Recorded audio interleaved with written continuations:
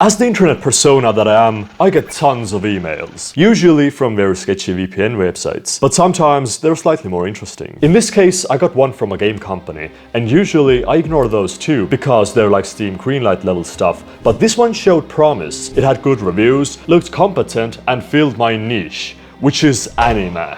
Only thing was, I didn't have a VR headset at this point since I sold my old one a while back. So, of course, I did what any reasonable person would do. I told them that, sure, yeah, I'll review the game, and bought myself a $400 Oculus Quest 2. Just to play this $40 video game.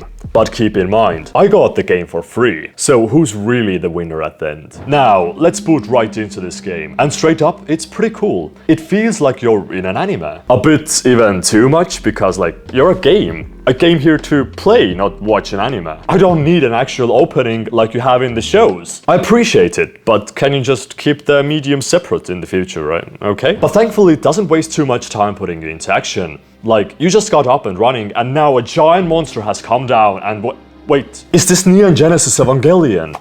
Am I going to pilot an Ava? This is going to be amazing.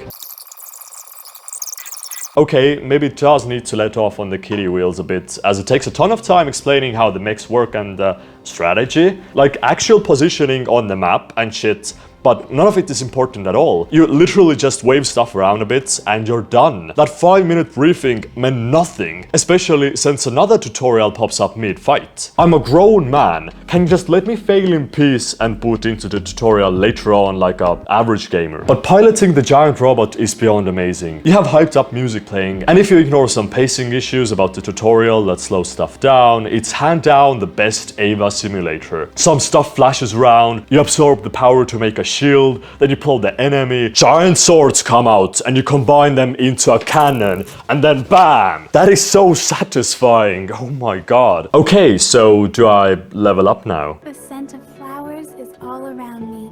Wait, isn't this an open world? As I gaze out at the peaceful city, I can't move around. When can I fight again? I understand why you hate me. Anyone would feel that way if a fake version of their best friend showed up. Oh no. How did I not realize when looking at the description? Only read, pilot the giant mecha and make the decisions to determine humanity's future, but not the next sentence. Explore new choices to uncover new branches of the story. Crap.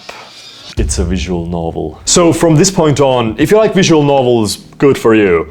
You can just get the out. This video isn't going to be for you, because I'm already not that big of a fan of visual novels. I like some of them, but if I go into a game thinking that it's going to be a VR version of Evangelion, then I'm going to be a bit disappointed when I can't actually play anything. The only actual gameplay you get is piloting the mech like 3 times, picking some stuff up in a room, and choosing between 2 or 3 different talking options. So I guess let's quickly cover the story so you can see for yourself how good it is. Let me just quickly change into my visual novel position for ultimate enjoyment. Overall story is simple, but getting into the nitty-gritty gets difficult, so let's go over the basics. It's not Neon Genesis Evangelion, but Gurren Lagann actually. It's 2280. Earth's surface has been destroyed by some invaders, and humanity is driven underground. Now they fight against the Meteoras using giant robots. You're Chloe, who fights because your best friend Coco was eaten by a Meteora, and Noah, an AI, helps you pilot the mechs,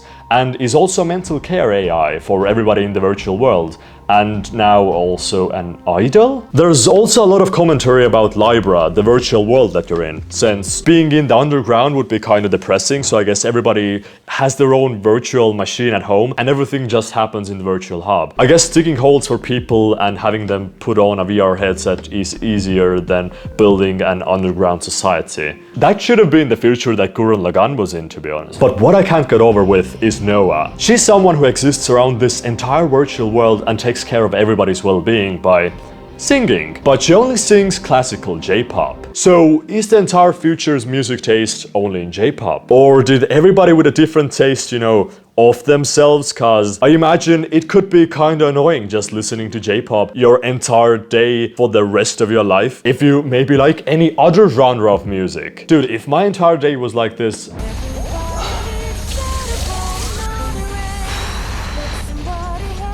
Where is the goddamn plug? much. And I really don't want to go too deep into details since some of you might want to play it, but also because diving any deeper into it would need way too much explanation. And at some points, I couldn't really even bother paying too much attention myself. So this game isn't actually that long.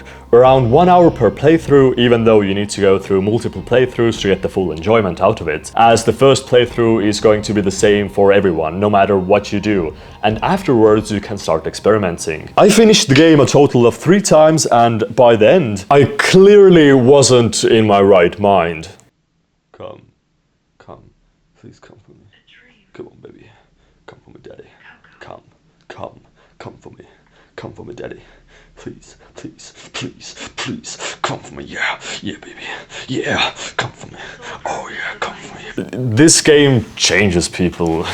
Yeah, this game wasn't that good. I mean, if you are into visual novels then maybe, but personally, since I'm not, I didn't get much enjoyment out of it, and I also don't get how it benefits from being in VR, aside from piloting the mech, but that also gets annoying after a while when you realize that those moments are scripted too. Like, there isn't really any gameplay in there. Not to mention that in VR, some of the visuals look especially crappy. Though that might also be kind of my fault, as I'm running it on what is essentially a portable phone. But I don't understand. Why did you pick me to review this game? Didn't you send me an email because you saw my other reviews? Like the Spice and Wolf review, or the Chronos VR review. Did you really think I was going to be positive compared to my previous anime VR reviews? No! Now stop sending me any more game keys, cause I'm not gonna buy any more consoles for you, okay? Stop it!